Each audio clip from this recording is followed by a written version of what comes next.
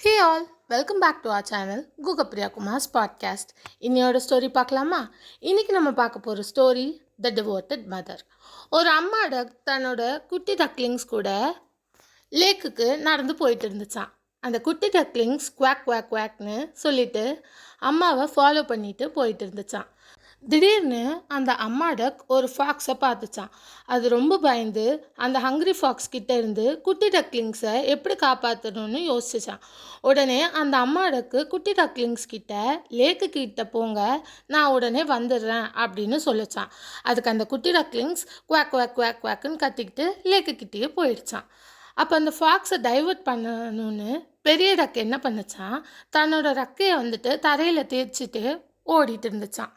அந்த ஃபாக்ஸ் நினச்சிக்கிச்சான் அம்மா டக்குக்கு அடிபட்டிருக்கு, அதனால் நம்ம இதை சாப்பிட்டுடலாம் அப்படின்னு நினச்சிட்டு அந்த டக் பின்னாடியே ஓடிச்சான்.